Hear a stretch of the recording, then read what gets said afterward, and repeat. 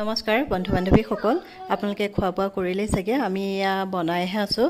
আজি আমি অৰুণাচল প্ৰদেশলৈ আহিছিলোঁ। ইয়াত আমি আজি চেঁচা চালোঁ আৰু বিশেষ একো চোৱা হোৱা নাই বাৰু। অহাকালিলৈ চাম কি আজি আমি অৰুণাচললৈ আমাৰ মা আহিছে, লগতে ভাই বোৱাৰী আৰু টিকলি মাইনাজনী, দাদাৰ ল'ৰা, মাইনা আৰু পিতাই।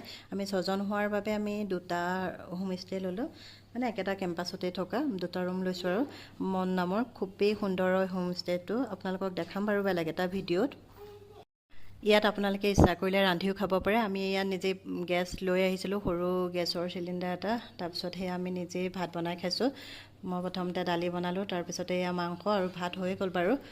আমি ইয়াতে বনাই কৰি লৈ আৰু খাবলৈ ধুনীয়াকৈ ডাইনিং হল আছে বাৰু। বনাবলৈহে অকণমান বাহিৰতে বনাব লগা হৈছে। খুব সুন্দৰ বনাবলৈ আৰু থাকিবলৈ। আপোনালোক আহিলেও ইয়াত থাকিব পাৰিব। মুন হোমষ্টে, দিৰাঙত। খুবেই সুন্দৰ আৰু প্ৰাইচটোও কম হয়।